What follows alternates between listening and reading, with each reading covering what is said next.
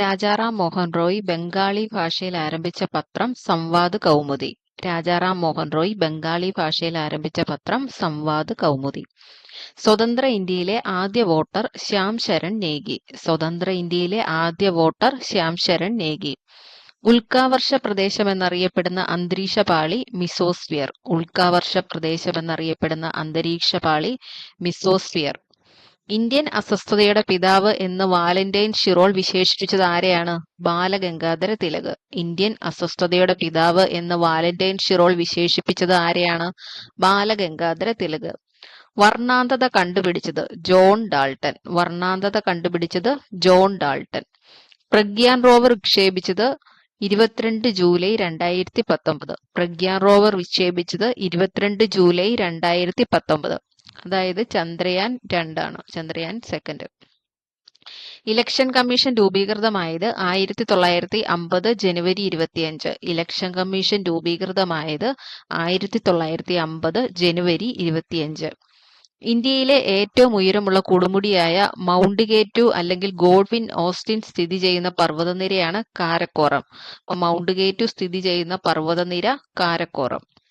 Cottonopolis എന്ന് വിശേഷിപ്പിക്കുന്ന ഇന്ത്യയിലെ പ്രധാന നഗരമാണ് മുംബൈ. കോട്ടണോപോളിസ് എന്ന് വിശേഷിപ്പിക്കുന്ന ഇന്ത്യയിലെ പ്രധാന നഗരം മുംബൈ.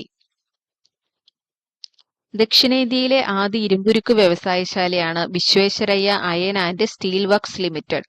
ദക്ഷിണേന്ത്യയിലെ ആദ്യത്തെ ഇരുമ്പുരുക്ക് വ്യവസായശാല Visvesvaraya iron and steel works limited. ഇന്ത്യയിലെ ഏറ്റവും വലിയ പെട്രോളിയം ഖനി മുംബൈ ഹൈ. ഇന്ത്യയിലെ ഏറ്റവും വലിയ പെട്രോളിയം ഖനി മുംബൈ ഹൈ. ഉപദ്വീപീയ നദികളിൽ ഏറ്റവും നീളം കൂടിയ നദി ഗോദാവരി. ഉപദ്വീപീയ നദികളിൽ ഏറ്റവും നീളം കൂടിയ നദി ഗോദാവരി. കർണാടകത്തിലെ പ്രധാന ആണവോർജ നിലയം കൈഗ. കർണാടകത്തിലെ പ്രധാന ആണവോർജ നിലയം കൈഗ.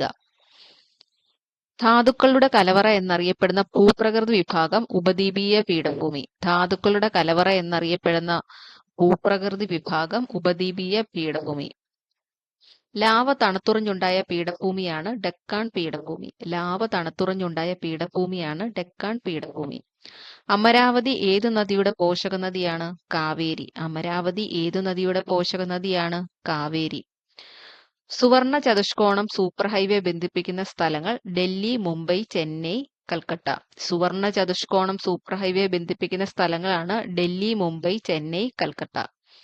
ഇന്ത്യയുടെ ദേശീയ ഗാനമായ ജനഗണമന ആലപിക്കാൻ എടുക്കേണ്ട സമയം എത്രയാണ്? 52 സെക്കൻഡ്. ഇന്ത്യയുടെ ദേശീയ ഗാനമായ ജനഗണമന ആലപിക്കേണ്ട സമയദൈർഘ്യം 52 സെക്കൻഡ്. മൗലിക അവകാശങ്ങളുടെ പട്ടികയിൽ നിന്നും സ്വത്തവകാശത്തെ നീക്കം ചെയ്ത് ഒരു സാധാരണ നിയമമാക്കി മാറ്റിയ ഭരണഘടനാ ഭേദഗതിയാണ് 44. മൗലികാവകാശങ്ങളുടെ പട്ടികയിൽ നിന്നും സ്വത്തവകാശത്തെ നീക്കം ചെയ്ത് ഒരു സാധാരണ നിയമാവകാശമാക്കി മാറ്റിയ ഭരണഘടനാ ഭേദഗതിയാണ് 44-ാം ഭേദഗതി. ദേശീയ പതാകയിലെ ആരക്കാലുകളുടെ എണ്ണം 24. ദേശീയ പതാകയിലെ ആരക്കാലുകളുടെ എണ്ണം 24. വന്ദേമാതരം എന്ന ദേശീയ ഗീതം രചിച്ചത് ബങ്കിം ചന്ദ്ര ചാറ്റർജി. വന്ദേമാതരം എന്ന ദേശീയ ഗീതം രചിച്ചത് ബങ്കിം ചന്ദ്ര ചാറ്റർജി. ദേശീയ മനുഷ്യാവകാശ കമ്മീഷന്റെ പ്രഥമ ചെയർമാൻ ജസ്റ്റിസ് രംഗനാഥ മിശ്ര. ദേശീയ മനുഷ്യാവകാശ കമ്മീഷന്റെ പ്രഥമ ചെയർമാൻ ജസ്റ്റിസ് രംഗനാഥ മിശ്ര. ഭരണഘടനാ നിർമ്മാണ സമിതിയുടെ സ്ഥിരം അധ്യക്ഷൻ ഡോക്ടർ രാജേന്ദ്ര പ്രസാദ്. ഭരണഘടനാ നിർമ്മാണ സമിതിയുടെ സ്ഥിരം അധ്യക്ഷൻ ഡോക്ടർ രാജേന്ദ്ര പ്രസാദ്.